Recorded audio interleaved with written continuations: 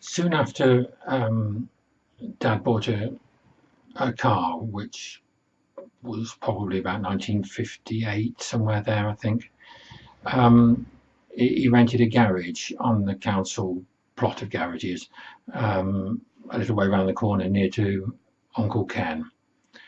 The man who had the garage next door was a German. I think he was probably an ex-prisoner of war, and he had a little three-wheel car, which sometimes we helped him to pull it out of the garage because it had no reverse gear. I'll just show you. You should get a bit of a view of it there, I think.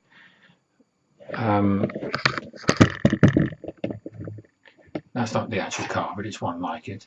Dad thought it was a bit of a silly car, really, to buy, and couldn't understand why he hadn't just bought an ordinary English car. Now, we only had a 1930s Singer coupé, which was old and, well, I suppose in a bit of a state,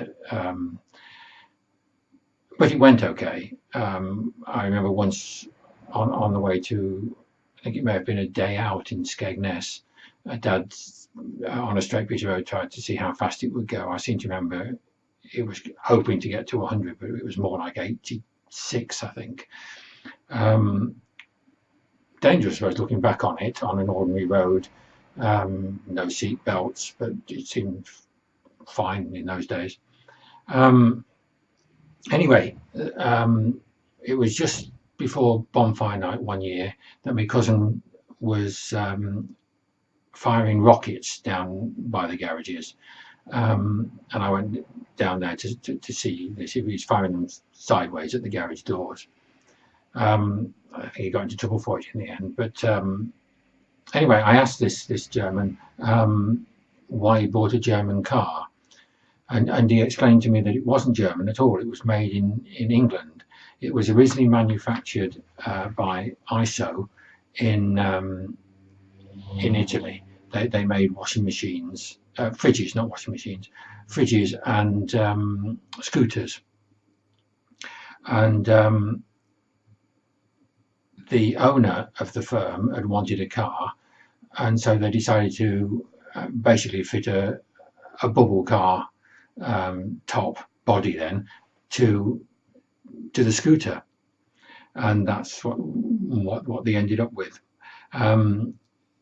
They decided after that they would go into making cars, but they decided to go to make sports cars. It was called the ISO Rivolta, if I remember right.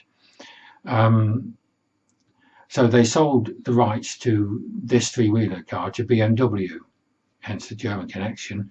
And it's called the BMW Isetta.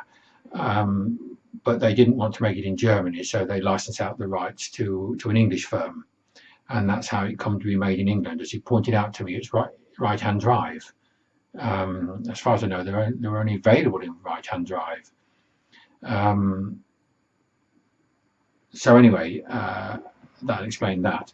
So in order to build a garage next to the house, which is preferable to walking around the corner all the time, I think it's probably because Mum got at Dad because he rented a garage, and then quite often he wouldn't bother to go and put it in the garage because it was round the corner.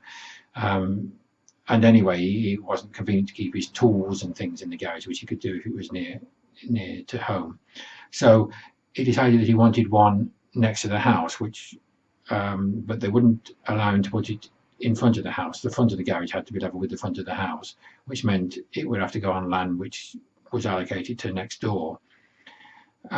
So he spoke to them, and they said that because the wife had bad legs, she had the ulcers on the legs, she couldn't climb steps. But if he could have the land transferred, if the council would agree, if he would build a slope round the side of the garage and then onto what would be the garage drive, it would make it much easier for her to be able to get out of the house. So we agreed to this, and that was all done. And then we had to spend several weekends barrowing wheelbarrows of rubble from over the road where they'd started to build houses, and where they dug out the foundations they'd left heaps of rubble and stones and stuff, and we fetched some of those in order to fill in the dip between the road and the garage. And eventually then Dad bought some cement and some slabs, and we got some sand from over the road to make a base for the actual garage itself. And then we needed tarmac, and I had a friend at school that he'd recently moved there because his dad was working on the M1, and so as the M1 proceeded up, then they had to keep moving further on up the country. And his dad came then one night with some leftover tarmac, which we had to hurriedly all rake out to make it level before it set. And that was fine for a while. But after a bit, we started to get ridges, dips where the wheels went, because the hardcore we put underneath simply wasn't compacted enough.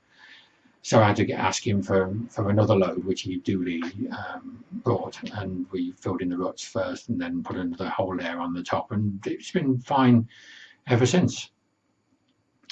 So then Dad was able to keep his tools in the garage and do jobs of the car much easier. It was handier altogether.